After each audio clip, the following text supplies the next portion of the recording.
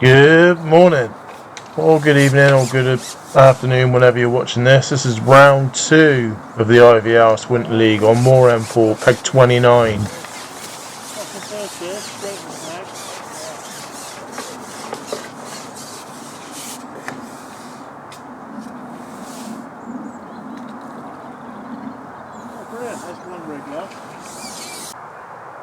So not the best of starts. So Andy Dixie said that he drew this peg last week in the Open, come second off it. He said he had a bit of a nightmare with the snags, so did plumb around. You could feel bits of whatever, I guess it's bits of trees probably falling off in the wind or something of that nature. It's a bit of a mare, to be honest. So I've gone to my left. This didn't feel right, but unfortunately this was, I would imagine, quite a decent fish. So obviously pulled it away from the far bank.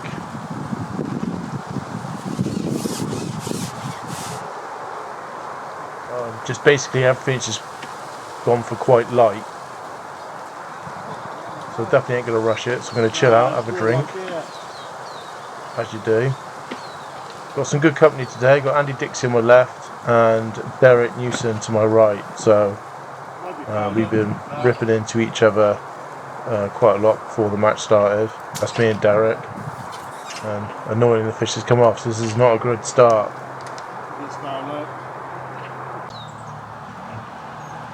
So as you can probably tell, I've got a few different lines on the far bank. Started dobbing, never caught. Introduced a tiny bit of bait. Happy Days had quite a instant response, but things are not going too well. And that's come off, you can tell by my frustration. So I've had to step things up a little bit. So I've gone to a 2mm hybrid elastic, just through a short kit. Just on a 4mm expander, just feeding Fishery. Micros just dampened down, over wetted to be honest with you. But nice and heavy, nice and soft as well. Hopefully get a few more bites by doing that.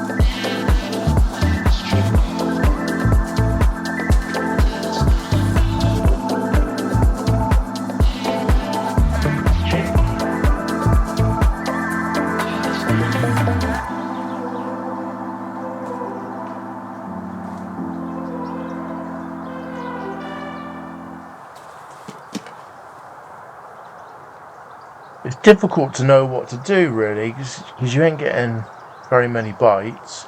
Not because the venue's no good, far from it. There's loads of fish in these lakes. It's just hard to, you're not getting response, liners or anything like that. And obviously a lot of people are struggling to get bites. So not just myself, but it's just hard to know what to do. You know what I mean? So you don't want to miss that opportunity of potentially catching a fish by keep swapping lines frequently, but at the same time you worry you just sat on one line and fish might not be there.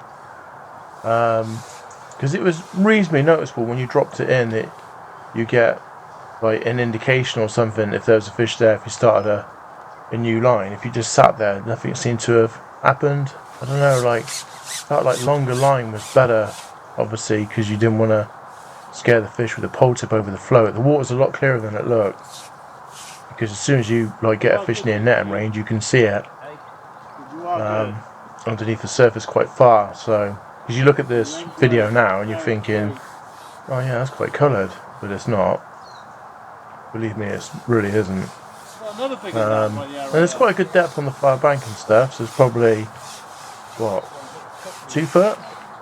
So you can't say it's too shallow or anything like that. So it's perfect, really. And you just knew it was going to be undoubtedly a tight affair. Dix is admitted to £40 next to me, which is insane. Derek's just eating Mars bars and got a bag of goodies. So fair play to him. Give me the munchies.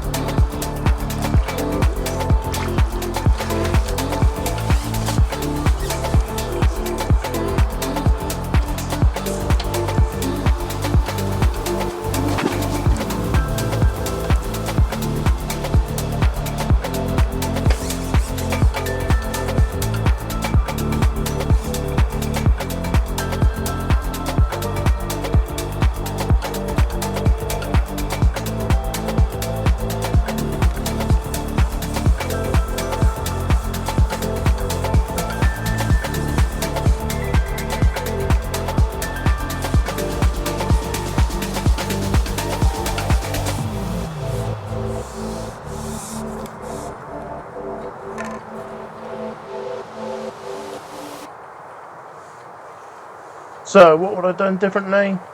I'm not entirely sure, to be honest. I think maybe I might have fished a bit heavier to begin with.